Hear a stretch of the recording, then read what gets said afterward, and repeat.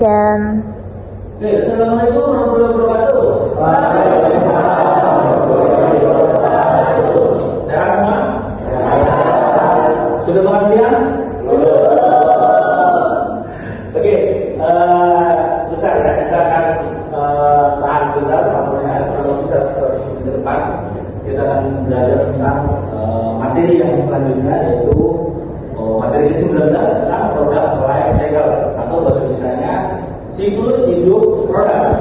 Ya, seperti juga manusia ada siklusnya hidupnya, dari mulai lahir, kemudian tumbuh, kemudian remaja, dewasa sampai pada akhirnya meninggal. Hingga perjalanan selama pertumbuhan berapa lama, kemudian dewasa berapa lama sampai meninggal, umur berapa itu beda-beda. Begitu juga produk, ya. Banyak produk yang dulunya terkenal mungkin sekarang nggak ada, ya, karena tidak melakukan kegiatan-kegiatan pada setiap siklus perjalanan hidupnya. Ya, even produk yang kayak Sosro itu kalau nggak pernah melakukan perubahan atau kegiatan sampai dia jadi bertahan, itu sama. Ya, pertama adalah bagaimana mengeluarkan produk dari teh yang orang biasa minum teh itu pakai gelas, kemudian di satu tempat, nggak mudah, ya. Karena orang sudah biasa minum teh, lalu dia kasih ambil kesempatan bahwa teh itu nggak biasa bagi orang Indonesia. Tapi membiasakan untuk minumnya dalam botol itu nggak biasa, sehingga dia harus melakukan banyak kegiatan. Bagaimana menggunakan? Baik, kita lanjut bahwa si PLC atau SHP itu adalah perjalanan suatu penjualan dari suatu produk dalam masa hidupnya. Ya, kemudian siklus hidup produk merupakan satu konsep penting memberikan pemahaman tentang dinamika kompetitif suatu produk.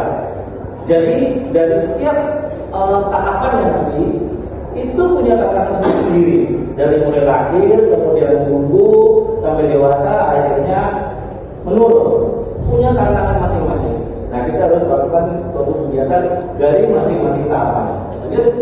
Oke, suatu produk dikatakan siklus hidup didasari pada kenyataan bahwa produk memiliki umur yang terbatas seperti juga kita punya umur yang terbatas, nggak bisa hidup selama-lamanya. Ya, kemudian menjual produk melalui berbagai tahapan yang berbeda. Ya, tadi saya sebutkan bahwa mulai dari perkenalan, ya, awalnya itu sebelum perkenalan itu mencari informasi apa nih produk yang diluncurkan, lalu diperkenalkan, lalu dia akan dikenal orang, lalu melalui pertumbuhan. Tapi pertumbuhan ini nggak bisa lanjut sesuai harapan kita, kencang itu nggak bisa. Ya, sampai suatu saat dia naik tapi lambat malah menurun. Ya, kemudian lanjut, ya. Oke, pelan-pelan naik dan turun pada berbagai tahapan siklus hidupnya. Kemudian produk memerlukan strategi pemasaran, keuangan, manufaktur, kemudian dan lain. Setiap tahapnya akan beda-beda. Kapan kita harus mengeluarkan biaya tinggi? Kapan kita akhirnya tidak mengeluarkan biaya tinggi? Kapan kita melakukan memperkenalkan produk untuk membutuhkan biaya tinggi? Tapi pada saat pasar sudah menjenuh, sudah banyak pesaing, itu beda lagi, ya. Sudah mulai dewasa, umur kecil, biasanya kita melakukan satu kegiatan, misalnya menaikkan jumlah item, jumlah flavor, jumlah ukuran toko, atau nambah distribusi lagi. Dan nggak bisa tokonya itu aja, sama lagi. Kita lihat sebenarnya. Oke, ini model seperti ini ya. Pertama, tahapan pengembangan produk. Kita mau mengembangkan produk, namanya MPD, kenyataan di perusahaan namanya new product development. Jadi pengembangan satu produk. Ya, atau nanti akhirnya sampai produk temu, produknya namanya NPL, new product launch, baru launching. Nah, launching itu namanya nanti di sini adalah lahir, ya. Nanti ada introduction, perkenalan, kemudian tunggu sampai dewasa dan akhirnya menurun. Ya, kita lanjut. Oke. Kenapa kita harus melakukan ini adalah untuk mempertahankan pasar, pangsa pasar. Bagaimana kita menguasai suatu pasar bisa industri, Misalnya industri minumannya minuman apa? Minuman manis atau minuman yang mineral? Manisnya apa, yang bersoda apa tidak? Manisnya ada jus, ya ada jus ada enggak. Jadi kita lihat dari pangkal pasar adalah penguasaan daripada pasar suatu industri. Yang minuman misalnya air minum mineral, ya mineral berarti air putih. Kemudian kalau kita mau hitung semuanya, bisa air putih semua ada siapa aja? Ada air mineral, ada buah, ada pink, ada mineral, ada pure life, bahkan ada produk-produk yang dimunculkan oleh penguasa retail, ya seperti Indomaret, apa produk-produk ini itu semua industrinya. Nanti itu dalam bentuk liter biasanya. Itu datanya bisa dari BPS atau ada semacam marketing intelijen, ada yang mendata, datang ke industrinya, nyamar atau nanya-nanya aja ke toko. Kita lihat di toko itu ada berapa produknya, berapa yang di stok di situ, lalu itu menggambarkan market share kita ada berapa. Berapa kita menguasai pasar dari seluruh minuman. Misalnya kita ada di toko ini, misalnya saya jualan aqua ya. Di toko ini ada air mineral, mereknya macam-macam, ada 10 macam. Ya ada air mineral, ada pure life, ada Fink, ada Ades. Lalu kita ada aqua. Aqua katakanlah kita naruh di sana stoknya ada 20, yang lain totalnya ada 100, ya. Tapi beda-beda daerah. Yang kita menguasai berarti 50% pangsa pasar di situ, di toko itu. Kadang-kadang saya melakukannya begitu, karena mau nyari data industri itu agak susah. Jadi saya manfaatkan para salesman saya atau para marketing itu yang jalan-jalan ke toko untuk cek berapa market share kita. Oke, lanjut. Oke, pada tahap ya, ini ada 5 tahap. Ya, tahap pertama yaitu ketemuan, ya sampai dapat produknya, kemudian tahap berikutnya itu perkenalan, introduction. Ini sudah nemu, lalu lahir, kita kenali, lalu tumbuh ya tumbuh sampai dewasa, ya, kemudian sampai akhirnya tahapan itu mulai menurun. Ya, mungkin lanjut. Ya, tahapan penemuan produk itu dalam rangka memunculkan sebuah produk itu harus mengambil 4 keputusan. Kapan waktunya, timingnya. Kita mau buat kapan nih, ya. Kemudian di mana? Mau di daerah mana? Kalau kita sudah menghitung waktunya, mungkin kita mau pasarkan daerahnya misalnya Jabodetabek dulu, atau Jawa dulu, atau bahkan di luar Jabodetabek. Oh, kalau di Jabodetabek kita berarti ada produk-produk yang nggak nemu di Jakarta, nggak nemu di Jabodetabek, itu di daerah kita. Ya kita masuk ke sana. Ya karena kita mau kompet atau bersaing di kota yang ramai itu berat. Ya, jadi kita harus main di pinggiran. Oke. Kemudian kepada siapa prospek pasarnya, kemana nih sasarannya? Ya, bisa jadi di sini ada segmennya. Ya, ada targetnya. Yang ingin seperti apa, bisa positioningnya. Ya. Kemudian bicara bagaimana strategi pemasaran. Awalnya saya mau kayak apa nih? Ya, lanjut. Oke. Nah, ini sebelum ini ada tahapan ayat. Tahapan penemuan. Ya, ini belakang ya, lanjut. Oke. Pada tahapan pengenalan, kita apa yang harus dilakukan? Mempertimbangkan harga dan promosi, mungkin dalam Inggris antara lain peluncuran yang cepat. Cepat artinya sekaligus, ya supaya bisa menggrade besar. Ya tentu dia besar. Kemudian juga ada yang modelnya lambat, pelan-pelan. Ya saya pernah bekerja di Pepsi itu cepat. Ya karena dia langsung pakai iklan waktu itu pertama yang Michael Jackson. Kemudian di Indonesia akhirnya pakai Gigi. Ya, Arman Maulana ini gitu. Ya. Karena kita berjumpa B-nya keluar besar itu. Ya karena mau Indonesia sekaligus waktu Pepsi Cola ya dia menjemput kan besar. Ya melalui jemput dia masuk. Ya mau yang cepat. Jadi modelnya kita ada yang mau slow. Pelan-pelan saya pernah di perusahaan yang slow modelnya. Ya, setelah dari Pepsi saya keluar ke San Miguel belum, dia nggak main cepat, dia main lambat. Gimana yang lambat? Oke, itu distribusinya lambat dulu ya di luar Jakarta, tapi Botabek. Mereka itu Ismo, soft drink seperti Coca-Cola. Tapi akhirnya saya masuk waktu itu cuma untuk rekop aja karena udah belajar sebelumnya saya membandingkan NSN dan MT sebelum saya masuk udah membuat produk baru teh green tea. Waktu itu barengan dengan agak duluan minum green tea baru masuk namanya Izepop.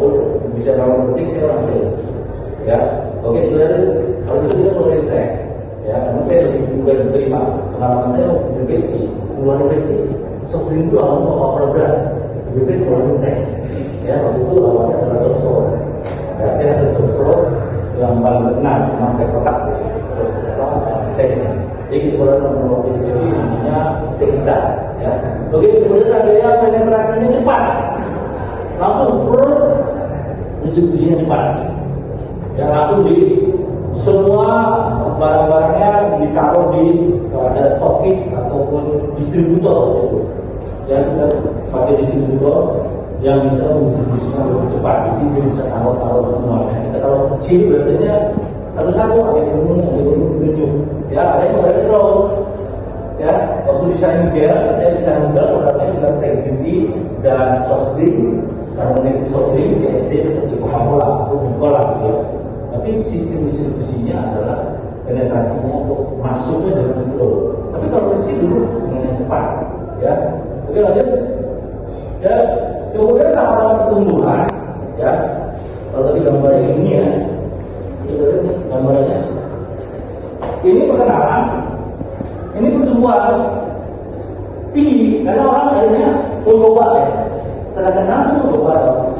Oke, coba dong. Ini satu supaya dengan testernya lebih banyak. Oke. Ini strategi ini dapat dilakukan menggunakan untuk produk, menambahkan model ciri khas produk baru dan gaya hidup yang baik. Gaya yang lebih baik. Modelnya beda, katakan dibedakan dengan bukan. Produknya berbeda. Sehingga orang yang coba, oh ada tuh, ya. Oke, kemudian misalnya memasuki pasar yang baru, ya. Kalau kita nggak kuat dengan pasar yang ini, misalnya kita nggak bisa masuk ke pasar tradisional, ya kita masuk ke kantin. Bisa aja. Itu kan pilihan distribusi kan. Ya, pilihan cara distribusi kita masuknya ke mana? Ke kantin. Produk kita apa? Produk kita kue tradisional masuk ke kantin. Kita nggak masuk ke kantin. Ya, kita masuknya ke kantin dan di sekolah. Karena ada dikuasai sama brand-brand besar. Oke. Kemudian mencari saluran distribusi baru. Ya, channelnya misalnya channelnya misalnya kantin. Tapi kalau nggak masuk kantin ya udah ada lagi yang bisa masuk. Apakah masuk warung-warung makanan? Ya, seperti Sopro itu waktu itu awalnya itu dari agen-agen besar. Ya, tapi dia melihat bahwa channel ini lebih langsung yang konsumen langsung bisa tes ya. Lalu masuk ke restoran pernah ada iklan yang dunia makanannya apa aja, tapi minumannya botol. Oke. Kemudian mengalihkan pesan iklan yang membentukkan dari kesadaran akan produk kepada keyakinan untuk pembelian. Ya, yang awalnya tadi aware, ya, aware itu bisa didapat dari mana? Biasanya dari iklan, ke TV, orang jadi aware, jadi tahu, sekedar tahu. Oh, udah baru tuh. Ya, tapi kalau sudah masuk ke keyakinan, oh yakin, berarti pasti baru nih. Paling biasanya pernah bisa, ya, sampai akhirnya membeli bisa dilakukan cara mana? Waktu ada pajangannya, waktu dia lihat ada pajangan dan pajangan ini, ya, pajangannya satu sebelum telat, itu orang yang dibeli, oke, lanjut, dengan menurunkan harga untuk menarik pembeli biasanya gitu. Jadi waktu teh pucu, kenapa bisa berhasil? Masuk produk itu hampir tidak untung. Kenapa saya tahu? Karena saya merasakan biasanya juga itu produknya kan akhirnya jalan untuk saya semangat itu buat kecuali saya dan sekretaris saya 2 orang dari 28 orang tinggal 2 orang. Ya beruntungnya orang ini sudah terpakai sudah bekerja di tempat lain. saya dikontrak, bukan kontrak, saya diminta untuk terusin di pabriknya. Jadi saya pikir ada dua, ada Samigel Corporate Food and Beverage Corporation, ada Samigel Distribution. Jadi saya tadi di distribution lalu pindah ke pabrik dari marketing, sales marketing dari distribusi ke pabriknya, ke municipalnya, ya. Lalu kita dipakai PHK, ya, uang. Tapi dari uang mereka terjadi banyak di grupnya Samigel juga. Ada di Ampetir, ya dulu Samigel, namanya Delta. Ada dulu ada Samigel Packaging Sampurna. Jadi kerja di perusahaan packaging yang kerjasama dengan Sampurna rokok ya. Gitu. Ada juga yang kerja di Samigel Pure Food, produknya farmhouse, pizza, burger, bakso gitu ya. Ada di beberapa supermarket. Ada yang mau ke sana. Ya, tapi saya diminta untuk bisa menunjukkan yang tadinya NSM jadi dulu jadi business development manager, jadi national sales manager. Jadi menjual kapasitas produksi. Jadi ada mesin. Anda kalau mau bikin di pabrik saya bisa, kita di tempat saya kerja. Ya, akhirnya saya dapat apa namanya di Sari bikin botol minuman. Ya, itu bikinnya di Samigel. Jadi botolnya ada di situ owned by atau milik dari PT Samigel untuk for nutrisari. Ya, kemudian jus berry juga gitu. Terus ada produk yang untuk Australia, mereka Del Monte minuman. Ya, tapi dibikinnya di sini di 2100 di tempat saya. Jadi saya memaparkan nama dulu pernah juga sama beberapa teman kerja di Garuda pernah membimbing buah. Ya, tapi saya tinggal sendiri di sebuah itu. Jadi ini bikin rumah saya. Jadi mungkin karena saya dengan network beberapa factory manager atau marketing manager. Kita masuk ke tahapan yang di Jakarta ini masih dewasa. Ini orang kalau udah dewasa ini kayak kalian ya. Dewasa ini ada apa ya? Kalau di kreasi nanti dia marah gitu ya. Dari kreasi jadi apa namanya sembarangan gitu ya. Itu kalau produk begitu ya. Jadi kalau kita pegang bisa jadi areal itu kita diserang. Makanya harus modifikasi pasar. Modifikasi pasar itu coba lihat. Ya, itu memperkuat jumlah pemakai internetnya, jumlah distribusinya tambah. Nah, itu aja yang berkaitan dengan ya, yang ada kalau tadi ada juga peningkatan pemakai per pemakai. Artinya apa? Orang yang tadinya cuma minum kalau jadi pakai listriknya warnanya merah, ini sudah berubah warna. Ini berarti ya. Atau di event sini, di pernikahan lain, di sunatan lain, di arisan lain, kalau untuk lainnya bisa aja. Ya, jadi tingkat pemakaiannya per pemakai itu ditingkatkan gitu. Orang yang jual itu bisa, jadi jangan hanya memilih satu macam saja. Ya, atau kalau minuman jangan hanya sosro, kalau misalnya sosro ya, jangan cuma sosro yang 350 ml, mulai 500 ml, tapi perlu dibandingkan kotak. Ya, tawar yang mana yang belum ada tawar. Modifikasi pasar tujuannya menyebabkan distribusinya lebih luas atau namanya horizontal distribusi meluas. Tapi ada yang distribusi vertikal. Jumlah item yang diproduksi di toko ini meningkat. Atau dari marketing biasanya tentu ada misalnya, wah ini ada rasa madu ya. Nggak kalah enak kok dengan rasa mati misalnya gitu ya. Jadi orang masih nyoba-nyoba masih pengen beli yang lain. Oke, kemudian modifikasi produk, nanti itu pasarnya ada ya.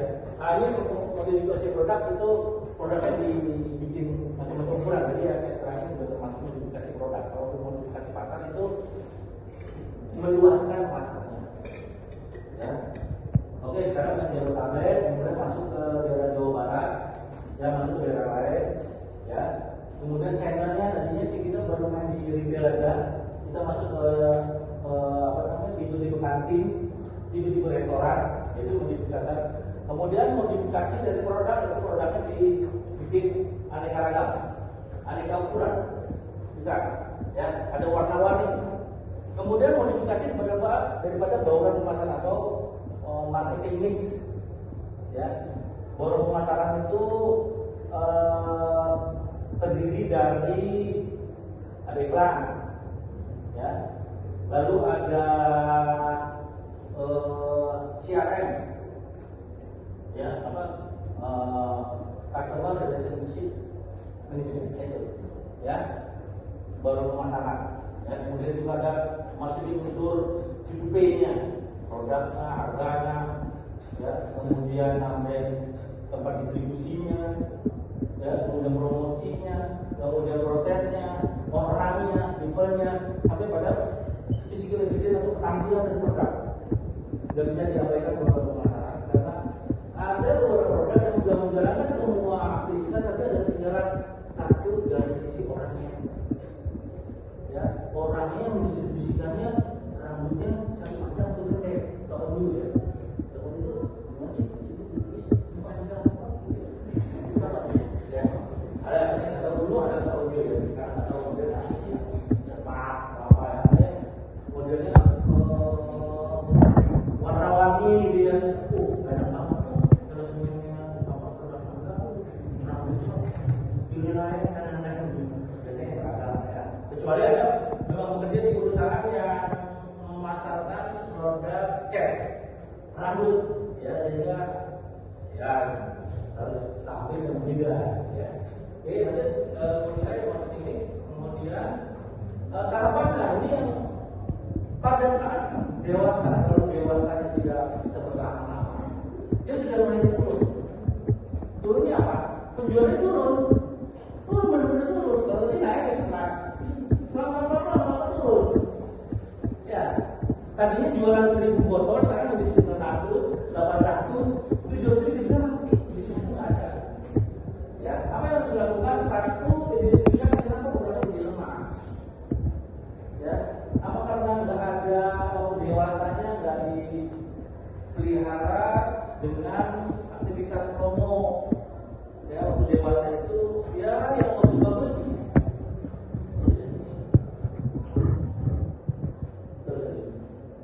Bentar ya, masih ada ya. Ya, bentar. Oke.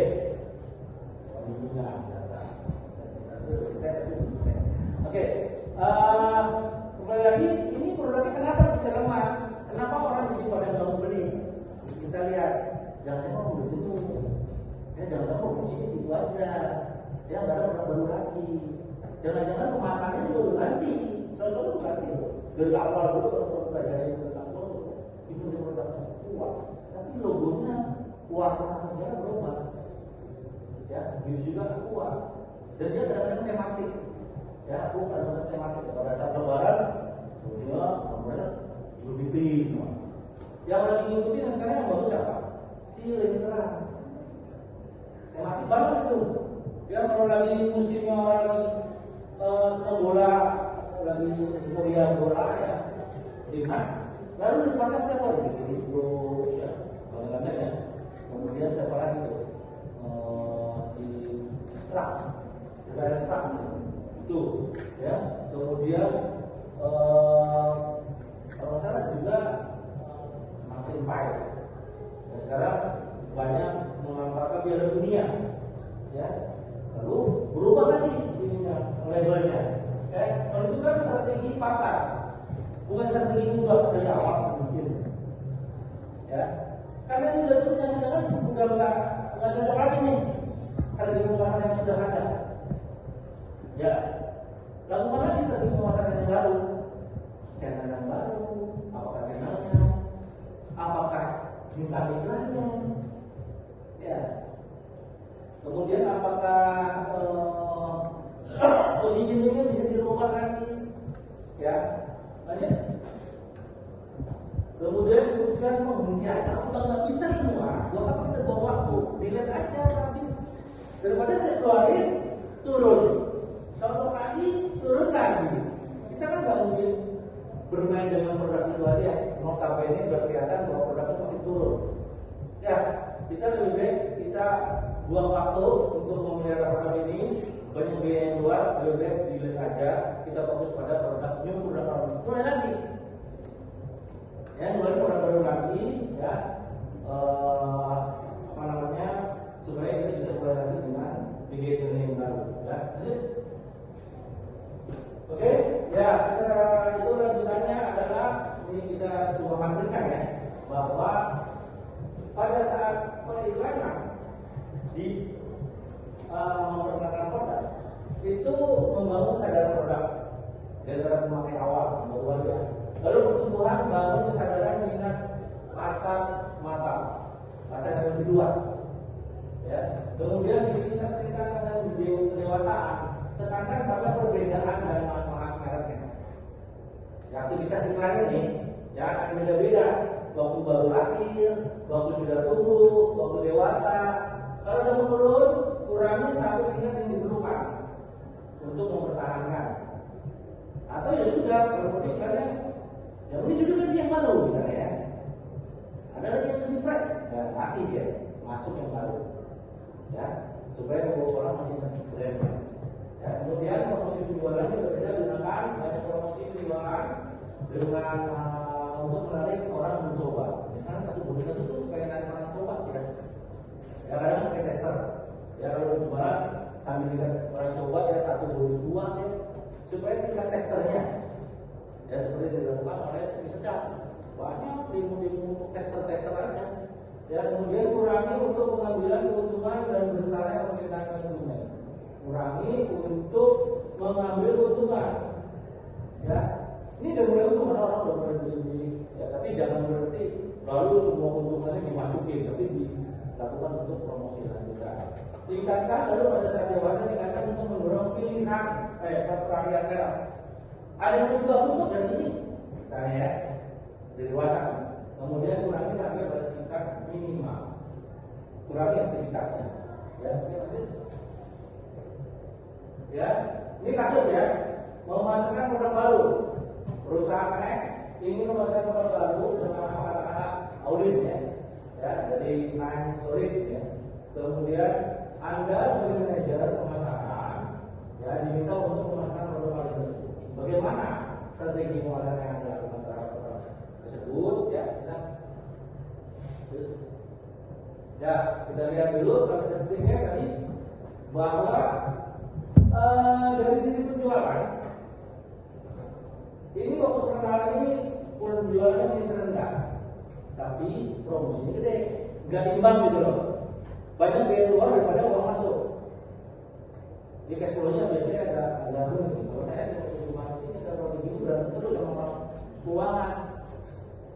Ya makanya sih keluarin promosi terus nih. Karena pemasukannya kurang ya ini namanya juga kemarin. Ya. Kemudian penjualannya meningkat cepat. Dewasa udah peaknya, udah mulai tuh naik tapi rendah dan ini lagi puncak-puncaknya. Ini biasanya ditandai dengan penurunan penjualan. Kemudian biaya pasti lebih tinggi per biaya rata-rata ya pada saat pertumbuhan, lalu biaya rendah per pelanggan ya. Oke. Kemudian selanjutnya biaya rendah per pelanggan sama juga ya. Oke. Kemudian laba negatif masih negatif pertama, kemudian laba meningkat dan laba ini pada saat dewasa. Ya. Oke. Kemudian laba menurun. Oke.